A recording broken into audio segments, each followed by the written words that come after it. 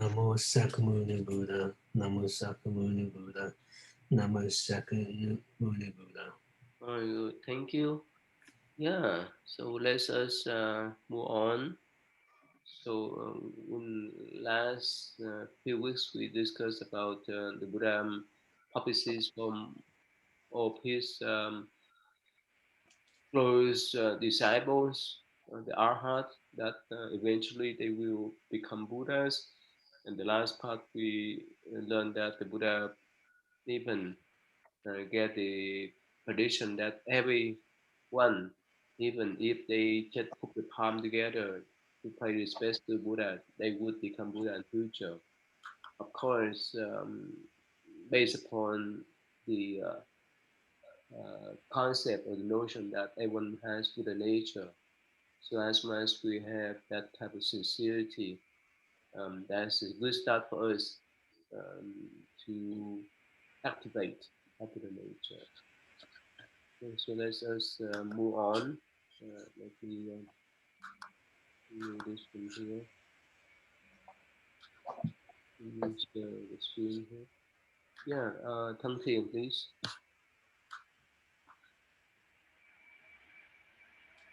Namo Buddha. If there is someone who seek the Buddha way and doing a certain kalpa process, palm together in my presence and recite numberless verses of praise because of these praises of the Buddha, he will gain immeasurable blessings. And if one lauds and extols those who uphold this sutra, his good fortune will be even greater. For the greater of for the space of 80 million kalpas, with the most wonderful shapes and sounds, with that which is present to smell, taste, touch, offer on to the upholders of the sutra. If you have offered alms in this manner and have heard the teachings for even a moment, then you will experience joy and good fortune, saying, I have gained great benefit. Medicine King, now I say to you, I have preached various sutras, and among those sutras, the lotus is the foremost. And so what this saying is, if someone who want to seek the Buddha way and they should be at the Buddha present and press the palm together and recite the certain praises so that and this type of person will be able to gain immeasurable blessings, and the one who praises this sutra and his good fortune will even be greater. Um, and for the one who and for the one who prays this sutra, and they are the one who are likely to when they hear the wonderful when they see this part. I don't understand what the most wonderful shape and sound. Something that people see or hear, they will be able to smell, taste, and touch. And if these type of people that offer alms and they heard the teaching for even a moment, and they are likely to experience joy and good fortune. And the Buddha said to the medicine king, saying that out of all sutra, The Lotus Sutra is the most foremost. Yeah, thank you. Okay. Yeah, so last week we discussed that in a similar manner, that if when someone slander the Buddha, yes, there's some kind of karma involved, but if even they slander the one who recite this type of sutra is more severe. And here, in a similar manner, it say if someone praise Buddha, yes, they get the blessing there, but that kind of blessing is not equivalent to the blessing that someone uh, praise to this sutra or recite or even praise or uphold praise someone that uphold this sutra. We discussed about this, right? Yeah. So Miss Tang Wing, we discussed about this, the reason why, right? Can you elaborate more what, again, please? Yes, last week we will discuss about this part. That because the Lotus Sutra is the sutra for Bodhisattva, for the Bodhisattva who practice to be on the way to become the Buddha in the future. So for beings who say bad thing to this sutra or bad thing those people, uh, it will do more harm to themselves rather than they offer many things to the Buddha in the future, because um, if they're doing so, they will stop other beings to having the potential to become the Buddha, to enlighten many beings in the future as well. Mm.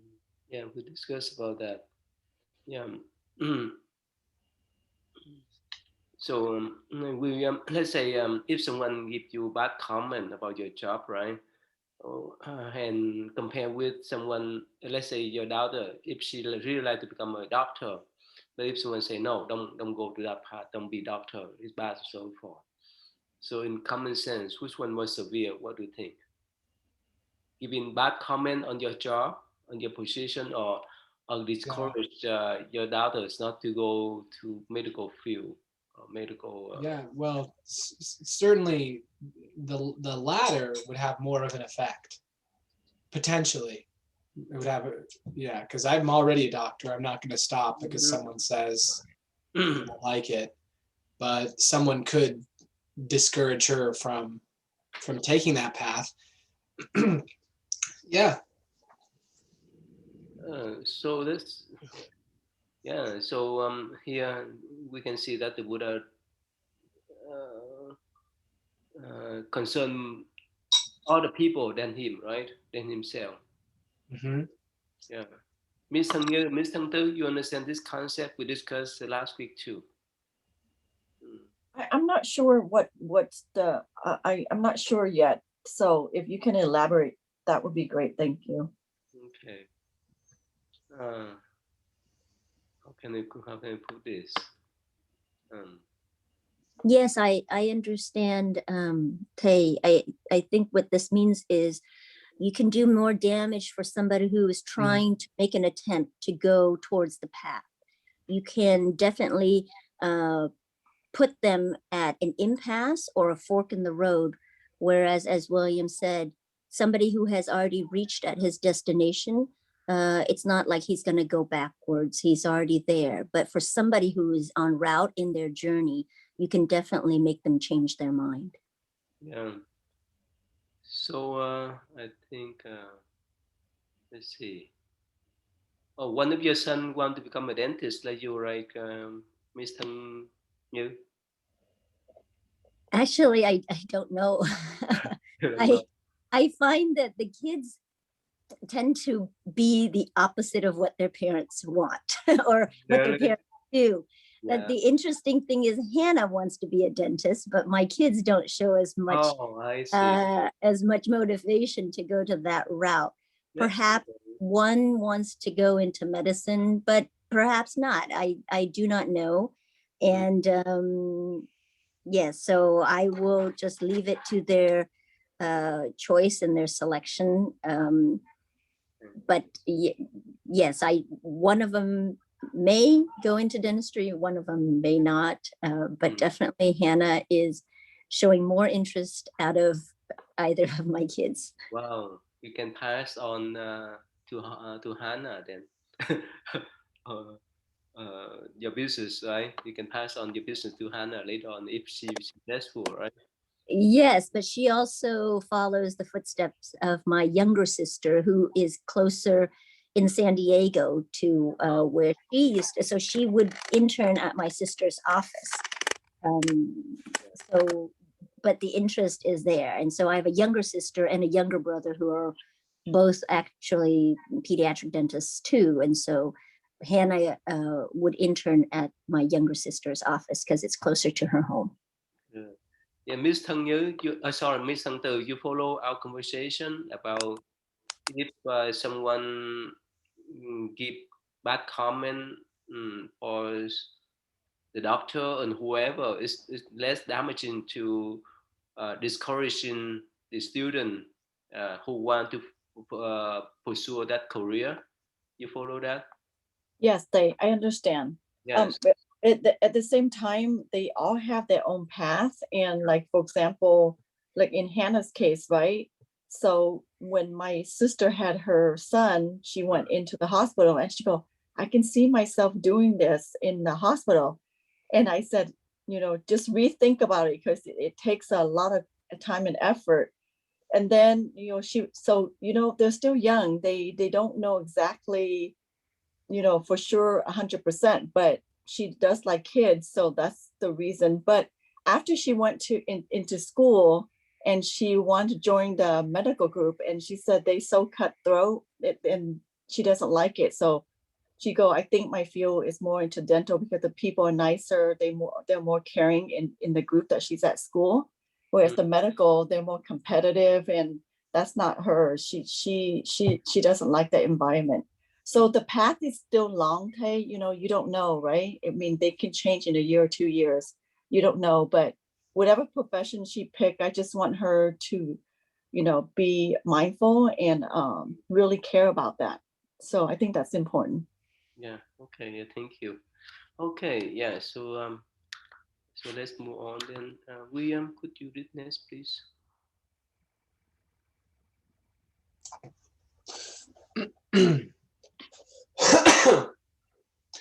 At that time, the Buddha spoke once more to the Bodhisattva and Mahasattva Medicine King, saying, the sutras I have preached number immeasurable thousands, 10,000s, millions. Among the sutras I have preached, now preach, and will preach, this Lotus Sutra is the most difficult to believe and the most difficult to understand. Medicine King, this sutra is the storehouse of the secret crux of the Buddhas. It must not be distributed recklessly, transmitted to others. It has been guarded by the Buddhas, the world-honored ones, and from times past until now has never been openly expounded. And since hatred and jealousy toward this sutra abound, even when the thus come one is in the world, how much more will this be so after his passing? Medicine King, you should know that after the thus come one has entered extinction, if there are those who can copy, uphold, read and recite this sutra, offer alms to it, and expound it for others, then the thus come one will cover them with his robe, and they will also be protected and kept in mind by the Buddhas, who are now present in other regions. Such persons possess the power of great faith, the power of aspiration, the power of good roots. You should know that such persons lodge in the same place as the thus come one, and the thus come one pats them on the head with his hand.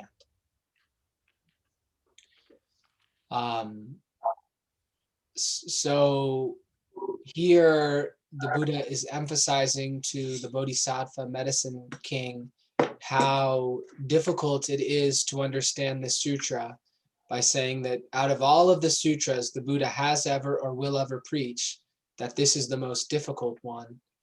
And it deals with this secret crux of the Buddhas, a crux being a support. it's the storehouse of the secret support of the Buddhas. And also again cautions, not to transmit it recklessly to other beings. I think which is really important in the Lotus Sutra, because for someone who understands it and has faith in it, it's so exciting. Like the law is so beautiful and exciting that they would want to share it with everyone. But because everyone can't understand it, if it's shared with someone who, doesn't just not understand it, but ridicules it, or, has some other negative response, then that could harm that person. So that seems like a really important warning, and it's repeated throughout the Lotus Sutra to only share it with people who are sincere. And then, the second paragraph was saying, that if someone who believes the Lotus Sutra, understands it, that's a testament of faith, that they have to have great faith and the power of aspiration, because if they accept that they can become a Buddha, that they're on the path towards Buddhahood, and that it's only a matter of time, then there's aspiration. And in order to, have the mind, the kind of mental condition to accept and understand the sutra, that demonstrates the power of good roots. And I think it's very supportive to the practice of reciting the sutra, because it's very encouraging. As you get to this part in reading it, it's like, oh yeah, this is good. What I'm doing is beneficial and positive, because the Buddha is saying so directly here. I don't know whether we discussed before, but if you read the Shurma Sutra, the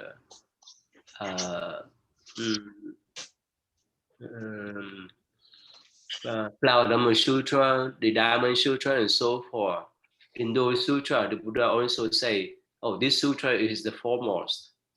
You know that notion? I thought I remembered that from the Shurangama Sutra. Yeah, what do you think? Sure. So which one is the foremost then? Which one is foremost? Can they all be foremost? But you need to know behind the meaning behind that. Why? When those sutra, the Buddha say, "Oh, this sutra is foremost." What do you think? Why is that? Well, they're all sutras of the great vehicle. So maybe they all have like an equal potential to establish someone or assist them on the path to Buddhahood, and it maybe just depends upon individuals' mental condition, emotional condition, which one speaks to them the most. Okay, so yeah, you close. So what? Yeah. So what then? So why? So why we have that notion then? The most of the Mahai Sutra, the Buddha make conclusion. This is the former sutra. You need to focus on, need to study. Which one is the foremost then? Maybe we should study all of them. is because maybe that's part of the point, because generally that's how people think is, well, what's the best thing? I want to do the best thing. So maybe it's a motivator just in general to not just pick one sutra, but to, or perhaps, I mean, in the past, someone may not have been exposed to all of the sutras. They may have only gotten access to a single sutra, not be able to, they couldn't go on Amazon and buy whatever sutra they wanted. So even getting access to a single one of the great vehicle sutras could be, all they need. Yeah. Mr. Nguyen, what do you think? Which one is the foremost?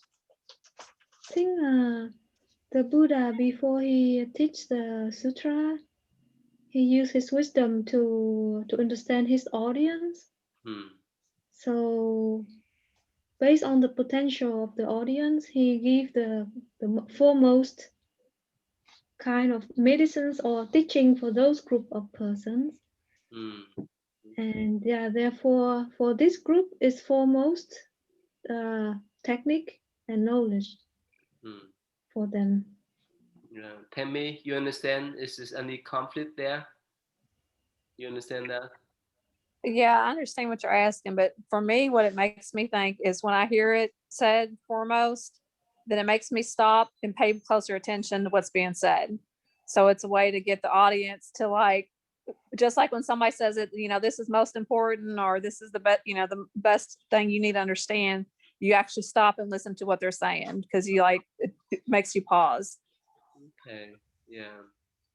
Miss Thân Như, Miss Thân Tư, you understand that concept, that notion? Yes, Thầy. Mm. Mm. Mm. Yes, Tay, I think it's whichever sutra that is relevant to either your understanding at the time. So for example, I will use how it pertains to me. You know, we now, if I read the Universal Door Sutra, I don't have any problems understanding it because I've read it, you know, numerous times, or the Amitabha Sutra, or the Lotus Sutra. I can understand it, perhaps not 100%. There, if I dissect it, there are things I still don't understand. But the first time I read the Lotus Sutra was when I was in high school, and I read it in Vietnamese and I couldn't understand it. So even though it's the foremost sutra, but under the circumstance, I didn't have enough tools to be able to understand the whole importance and all the lessons of the sutra, then it cannot be the foremost for me at the time. So over the years, I've found it in English, and I've read it, but not, you know, I've read it repeatedly, and each time I read it, I pick up certain new things, new nuances and new messages of the sutra, then I can understand it more and more. As I understand it more and more, it becomes foremost to me. Based on your recommendation, I've read the Shurangama Sutra, and I am, you know, and I'm now reading the Flower Dharma Sutra, or the Flower Adornment Sutra. But those, my understanding of those sutras are not complete. And so by that token, they cannot be the foremost to me. I'm just walking through the motion, but my depth of understanding is insufficient. So under those circumstances, it is not the foremost. So I think it depends on how the tools that you have, your understanding, then each of those sutras, regardless of what they are, will be foremost or not to you. Yeah, Thầy Giáo Pháp, please.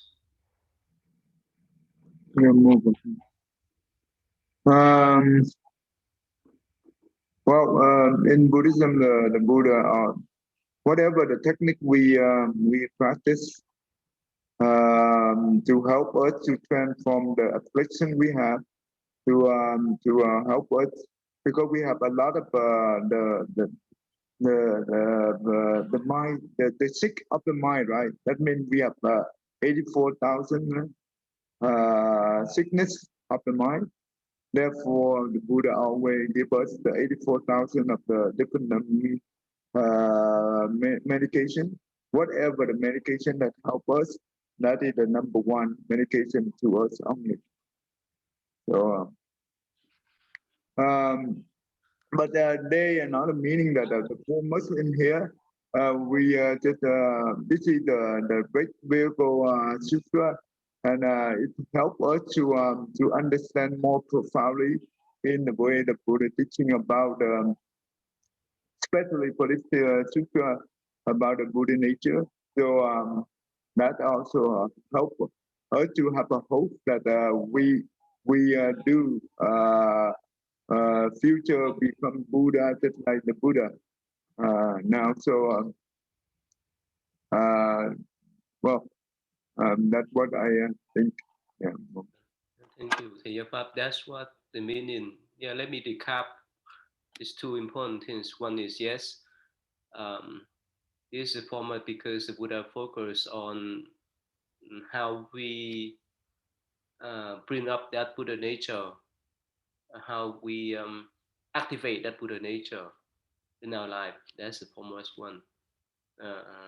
Another one is that uh, everyone has different path, everyone have different potential. So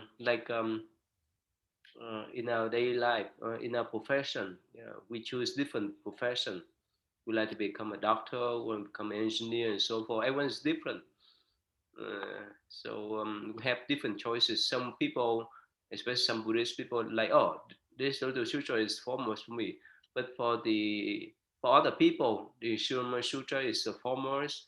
For others, again, the Flower Dharma Sutra is foremost, and so forth. Depend upon their potential, depend upon what they like to learn, what they like to study.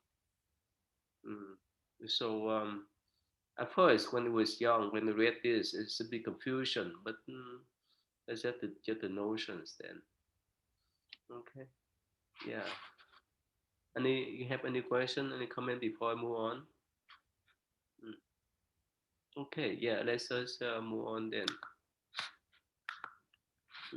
Let's see here. Yes, Miss Thân Từ, please. The next one, please.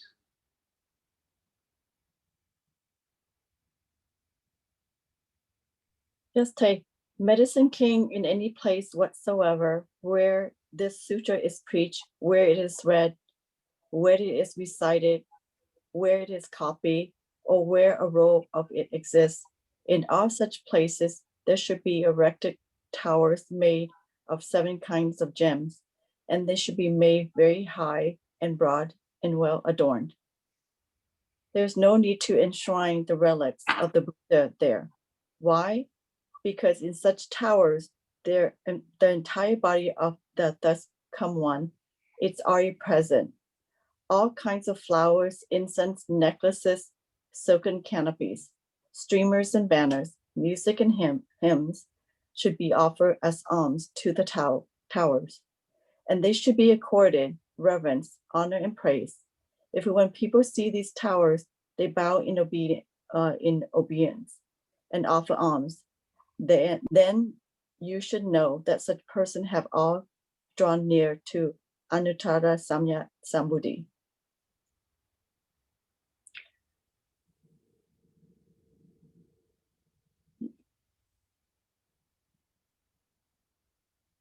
So I guess what this sutra is saying is that you don't really need the relics to be around to be able to know that the Buddha is there.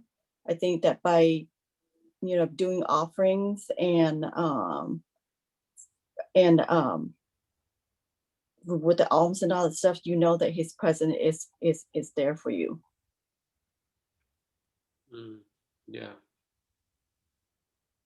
Thank you. Yeah. So, why did the Buddha compare? Why did Buddha say that, okay, if you know wherever the sutra is, you need to make offerings. It's more important than my reality. Why is that? I think that this sutra has meaning, and it has it's not a matter of his relic, that it's a symbol. I think when I think about it, you remember it, but when you read his sutra, it has meaning and values, and it's the teaching. It's a symbolism of his teaching. So that's what we are going to be learning. It's not so much about it's not so much about his relic, right? That's how I think of it. Yeah, his relic is just a relic, but the teaching is more important. Right. Yeah, that's why when the Buddha passed away for 3 months, when Mahakashipa, he gathered 500 arhat to convene the first Buddhist council to decide the Buddha teaching is more important. But for all the kings, the 8 kings, they fought for the Buddha relic. That's for lay people. And it's not much important in Buddhism. The teaching is more important. Oh, one thing I want to discuss that In most of the Mahayana Buddhist Sutra, it focuses on the Buddha names. And this, even in this sutra, is mentioned that if someone pray Buddhas, they receive tremendous merit. Okay, of course, for sincere Buddhists or devout Buddhists, as we know, we understand. But for the non-Buddhists, the beginners, so how could we explain to them? They may say, "Oh, this is superstition." Then you get the Buddha names, and how could you get the merit? That's a simple question. That's tell me, what do you think? Is that occur in your mind, or what do you think? Tell me when you heard this. Um, somewhat. Well, I guess the great blessings that brings upon you, like not the smaller ones, like the peace of mind and the kind of calming effect it has. That I understand. But when it says you're going to have all the great blessings you have just from doing it seems Yeah. Well, you, William, how could we explain to the beginners, some non-Buddhists, that when we decide Buddha names, we gain tremendous merit? Otherwise, they say it's a superstition. Then, the might please. Yeah, I remember that when I first started, I avoided any sort of thinking like that, where I was very much into practicing Zen meditation and not being concerned about any of like the stuff around it. Because I read the Lotus Sutra a while ago initially, and I just felt like, whoa, this is way too out there. They're talking about dragon kings and dragon daughters coming up from the ocean with a bodhisattva, offering a jewel and turning into a Buddha like immediately. It's like, I don't even understand this. So I initially read it and didn't relate to it. So I think we got to be careful about the sequence in which we share ideas and we share teachings, because it's like there's this whole big picture that we gradually understand more and more of it, where we can hear a certain teaching, but if we don't have the context for it, then the teaching might fall flat, just like you're saying. So for this particular one, if I was going to introduce it to someone who was new, how could I bring it to life for them? I mean, I would try to share that one's idea of the Buddha, of what the Buddha is, especially in the beginning, is going to be incomplete, because we cannot fully grasp, we cannot fully comprehend what a Buddha is and the power and the reach of the Buddha. It's truly incomprehensible. And only as we continue to practice and like come back to sutras will we like get that more and more, that there's this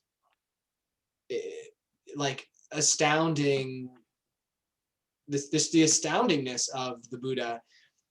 So that would be one piece I would put in. But that also, when we orient our mind to the point that we are making actions, we are cultivating thoughts of respect and honor to the Buddha, then we're saying that all of these things the Buddha teaches, these are good things, these are valuable things. So we're really demonstrating that we are like, we have the right view, and we have the right intention, and we're taking right action.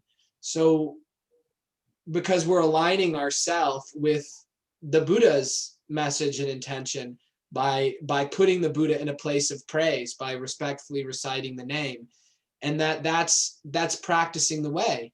And practicing the way is going to free us from suffering and from generating negative karma. So of course it would lead to blessings. Let's say when you decide sutra, when you decide Buddha name, you feel, I mean, that in actual way, in realistic way, you feel any kind of energy that you accumulate? Yeah. Yeah. So when I stop, like if I just sit to meditate without doing anything, versus if I even recite 10 minutes of the Lotus Sutra and then sit to meditate, there is like an energy, a vibration that makes it easier to transition into focus. Yeah. About Thân Nguyễn, what do you think? Dạ, A Di Đà Phật, thưa thầy, I think that I also have the same, because when I practiced, when I joined those meditation center, of course, for many different culture and different religion in the same one center. But of course, when we're doing Vipassana, we don't recite mantra. However, when I walk or when I confront difficult sankhara from the past, or I was in fear or in doubt, in my head and in my mind, I thinking about the picture of the Buddha, or thinking about that I was sitting under the Bodhi tree. Then suddenly I have calm and confidence vibrations.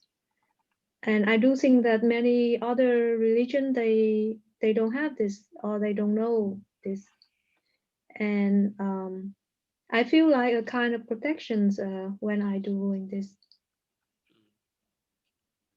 So you feel the power of reciting Buddha names and recite the mantra that may enhance your practice. Yeah. Also in my daily life, most of the issue I have is I cannot share to anyone. I should be the one who find the solutions.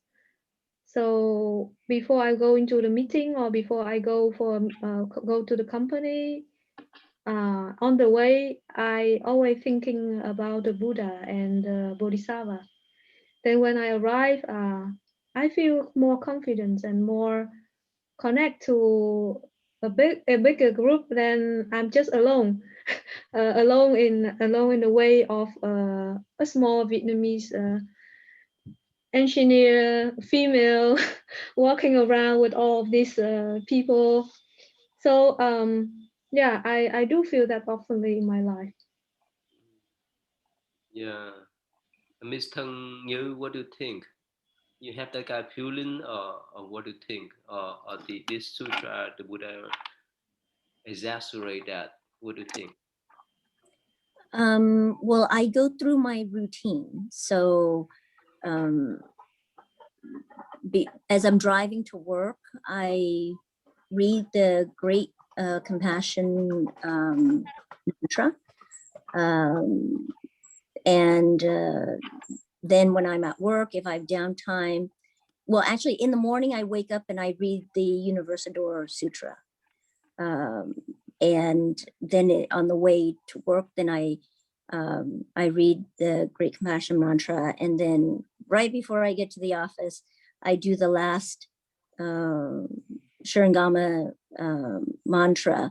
And then I, at the office, if I have downtime, then I will read whatever sutra chapters I can of the Lotus Sutra. But daily I try to read the sutra, because there are days when I don't, and I feel a sense of unease.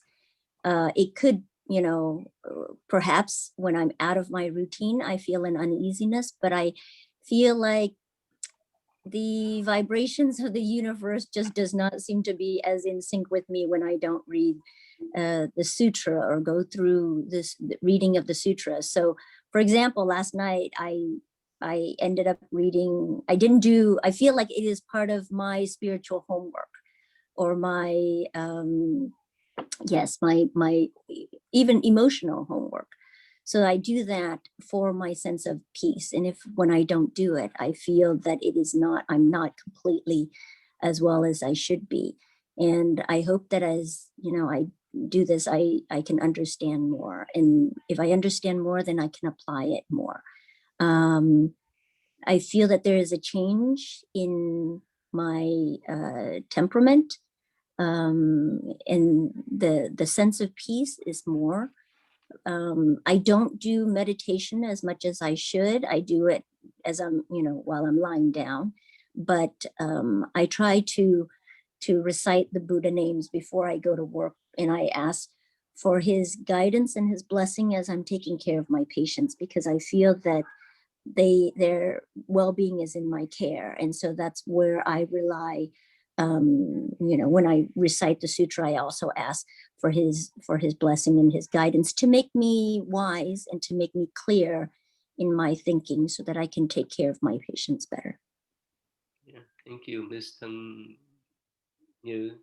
Miss Thân Tư, do you feel that energy when you say my compassion mantra and you say Buddha names? You feel that energy is different from the time you do meditation? Yes, so for me is depends on the moments, right? You have moments of weakness and you have moments that you're fine. So when you have a moment that's weakness, you turn or the moments of fear, you turn and you recite his name, and that kind of calms me down.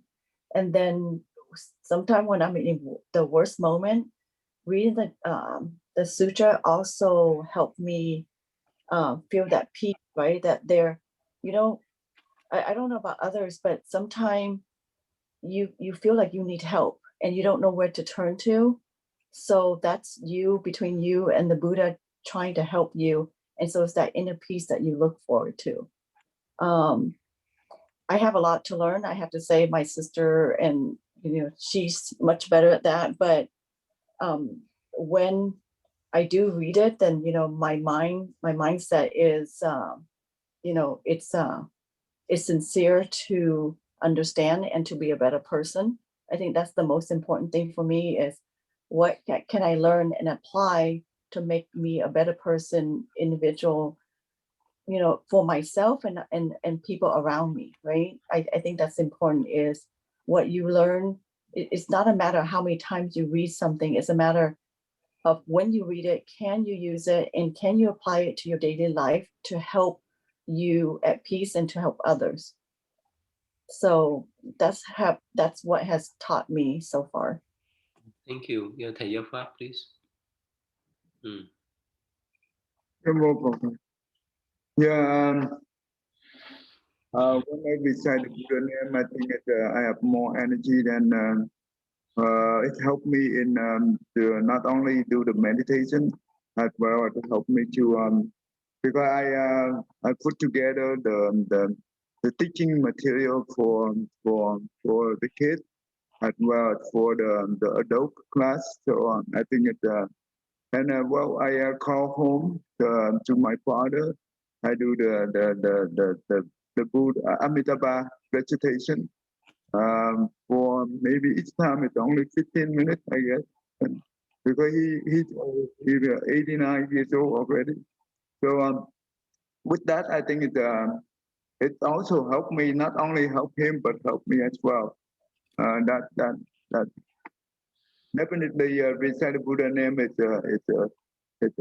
very helpful. But remember, when we recite the Buddha name, that technique is the whole purpose of the recite the Buddha name is give us the single-pointed mind, the single-minded concentration. When when we to the point that Satan become you, right? Become you, and that means your mind is in single-pointed concentration, and that is like similar to the meditation. It's no different. Yeah, yeah, I'd like to share with you. Uh, One of the purpose that I want to become a monk is to focus on meditation. I realize Zen tradition, nothing else. That's why I dedicate my life for being a monk. And I think if I went to any Zen center, whether here in the state or in Vietnam, maybe different from now. I may be a bit different from that person.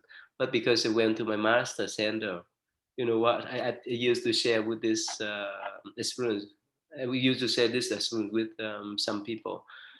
So at my master's center, every day we recite the sutra in morning and evening, and after lunchtime, we decide at least 21 times recompassion mantra in Chinese. At first, I'm so confused because it's just kind of recitation the whole day. Yes, you have times to do meditation after recitation, but you may be so tired. And on the top that every other months we have one week of what they call retreat, whether we decide Earth Buddha, Earth Bodhisattva name, um, uh, recompassion Bodhisattva names, and so forth. Only toward the end of the year we have 2 weeks of meditation, and periods during the year we don't have times to do meditation. For the first few years, I really confused because I really want to do only meditation. But you know what? After that, after I left my master center, I actually, when I deal with all kind of people, and especially with my spiritual life, I'm so appreciate that. Because if I learn only Zen tradition, I may get lost easily. I may attach to that tradition only, and I may not have enough skill to help other people. And on the top that, I may not have that much blessing uh, or energy that came from the Buddha, Bodhisattva, and our patriarch. And that's why even now every day I either do meditation first or decide compassion mantra first, but I have to uh, mm, follow that patterns. And this is the way to accumulate the blessing from Buddhas and Bodhisattva. Uh, for us, I realize as we cannot do alone. It's like if we just carry the light ourselves, that's good. Yeah, the Buddha say, yeah, you need to carry on your own lamp. But when you're still young, when you're still weak, when you're still immature, you need to rely upon the Buddha powers.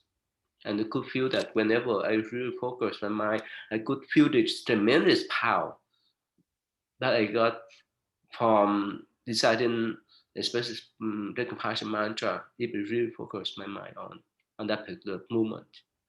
And of course, if I could focus my mind on doing meditation, it's had that type of effect too, but it's maybe different. So that's why it's strength. Like Tammy, you understand my explanation now? It's strength, right? In meditation, you focus on your effort, right? But in Buddhist, especially my high Buddhist tradition, we have that kind of combination. You follow Yeah, me? that makes sense completely, because it's definitely a different feel between the two of them. When you're doing each one, it's a different kind of, like you said, explain different energy level. So you wouldn't have want to just do the one and get stuck with it. You want to make sure you have both going on, and the accumulation of doing it over and over and over again to attain the great blessings. Yeah. I test so many times, not one time. I test so many times that, let's say, if I have special event, if I have special meeting or anything is so important, and on that day, if I don't decide any mantra, it may have some kind of bad effect. I don't know whether it's the fate or not. That's the belief of the fate, but this happened. If I really do my routine work, if I really decide the mantra, I could handle the situation well. Even it's so many years, I still do the same things. You feel that, William? You feel that? Do you understand what I'm trying to explain? You feel that? Mm. Yeah. Yeah, Mike, please. Yeah. I don't have recitation as dominant as a part of my practice. So like every day, pretty much every day, I'll do the Earth Store Bodhisattva mantra once, the Great Compassion mantra once, and do the transferring of merit and the some form of the taking refuge. And then on weekends, I do the Lotus Sutra. So I don't think I do enough of it regularly enough to notice like if I don't meditate, I definitely notice that. If I don't meditate, the kind of flow and the clarity in my mind is lessened. But I don't always do any chanting in the morning. So I guess I don't notice on, so. Yeah, and the more you step into the spiritual, the easy for you to recognize so important. It's all kind of destruction. Of course, for the common people, they may think, oh, it's superstition. But for me, yeah, it's the real thing have to do. All kind of energy that may pull you away. You can say black energy, whichever, I don't know. But without rely upon the Buddha power, it's not easy to stay on the track. Of course, on the top of that, like Thầy Yopap mentioned, that yes, we decide the Buddha names with the purpose of focusing our mind on that Buddha name. It's just one the method, but on the top of that, we have tremendous blessing from the Buddha's powers. You can say that, yeah. So anyway, so I want to share with you so that eventually I don't know, everyone of us has different experience, but for me it's just so important, yeah, to have a dual effort. The first one is self effort. That means you have to put your effort. Another one is you have to rely upon the Buddha power, Bodhisattva, and the patriarch. That's because they're vows. Yeah. Okay. Anything else we want to talk about this? Yeah. Sorry, we spend little time. I like to focus on. I mean, I like to mention about this. I think it's very important. Okay, let me ask more. Let's see, Tammy, please. Can you read next, please?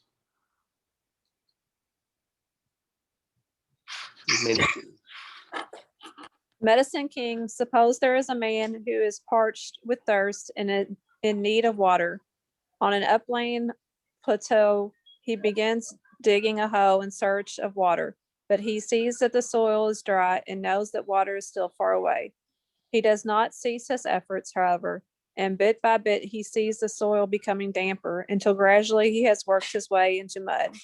Now he's determined in his mind to go on, for he knows that he is bound to be nearing water. The way of the Bodhisattva is the same as this. As long as a person has not yet heard, not yet understood, and not yet been able to practice this Lotus Sutra, then you should know that that person is still far away from Anatra Samaka Sambuddha. Why? Because all Bodhisattvas who attain Anatra Samaka Sambuddha in all cases do so through the sutra. This sutra opens the gate of expedient means and shows the form of true reality. This storehouse of the Lotus Sutra is hidden deep and far away where no person can reach it. But the Buddha teaching, converting, and leading to success, the Bodhisattvas open it up for them. So it's given the analogy of someone searching for water and not seeing any kind of hope until they finally find the mud, and then they get hope that they'll find water. And it's saying that is a person that's never heard in the Lotus Sutra would be somebody that's looking for water, but it's just finding dirt. And then when they find the Lotus Sutra, then they know that there's hope that they will find the water or the right path, I guess you could say.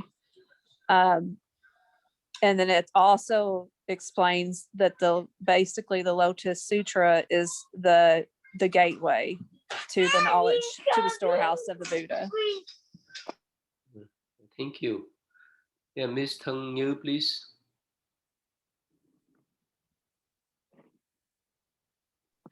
Yes, Thầy. Medicine King, if there are bodhisattvas who, on hearing this Lotus Sutra, respond with surprise, doubt, and fear, then you should know that they are bodhisattvas who have only newly embarked on their course. And if there are voice hearers who, on hearing this sutra, respond with surprise, doubt, and fear, then you should know that they are persons of overbearing arrogance. Medicine King, if there are good men and good women who, after the thus come one has entered extinction, wish to expound this Lotus Sutra for the 4 kinds of believers, how should they expound it? These good men and good women should enter the thus come one's room, put on the thus come one's robe, sit in the thus come one's seat, and then for the sake of the 4 kinds of believers, broadly expound this sutra. The top paragraph says that if there's a bodhisattva who, upon hearing the sutra, but has doubt and fear and is surprised by its message, then they are just recently new on the path of the Buddha path. But if there are people, laymen, who respond with surprise, doubt, and fear when they hear the sutra, then those are the people who are too arrogant to accept the message of the Buddha or the teachings of the Buddha. It went on to say that after the parinirvana of the Buddha, and if anybody wants to teach or to spread this Lotus Sutra to the 4 kinds of believers, laymen, laywomen, so on and so forth, how should they do it? And it says that they should enter, and I think this is metaphorically, enter into a room, put on the Buddha's robe, sit on the Buddha's seat, and then for the benefit of the people that they are teaching, and for the different kinds of believers of the teaching, then they can go ahead and teach the sutra to the 4 believers, 4 kinds of believers. Yeah, since time is up, but and also since you may not be here next week, I think this part is so important. And the third one, that's enter the Buddha's room, wear the Buddha robes and sit on the Buddha's seat. That is so important. That's a metaphor, and I think the bottom, the below passage will explain. Have you read this passage before, Mr. Thang Như? And Yes, and yes. the Buddha name and the Buddha room was meant, you know? I was going to ask you to scroll up so that I can. Okay, sure, right here. Yeah, right here. Yes, yeah. Because I know it's in the next passage. I just don't have it memorized. And so here it says it's the room is basically the state of mind, your compassionate mind, that is entering the zone of the Buddha, the peacefulness of the Buddha, the state where it is best, where you can communicate or you can expound the teaching. The robe is the gentleness and the patience of the Buddha, and the seat is the emptiness of all phenomena. Yeah. So it's a combination of circumstance where it would be helpful for you to relay this message and to expound the Lotus Sutra teaching to the people. What he is saying is, as you're teaching the sutra, you have to be in the state of mind of tolerance, compassion, the mindfulness of what it is that you are expounding, and be without prejudice. That's my understanding of it. Yeah, this 3 principle is so important. And the Buddha room, wear the Buddha robes and sit on the Buddha place is so important. The enter the room of compassion, wear the Buddha robes, the robe of patience, and sit on the Buddha seat, the emptiness seat. So important for anyone who want to give the teaching. Yeah, we will elaborate that after that. That sometime next week then. Okay, so since time is up, do you have any more questions? Thân Thiện and John, they busy with their family matters. Yeah. Okay. Any question before we end today? Yeah. Okay. Yeah. Thầy Giáo Pháp, you can conclude, please. Yeah. Beside the Buddha name. Yeah, please. Yeah. Namo fundamental teacher Sakyamuni Buddha. Namo fundamental teacher Sakyamuni Buddha. Namo fundamental teacher Sakyamuni Buddha. Yeah, Right, thank you. Thank you, Thay and everyone. Thank you.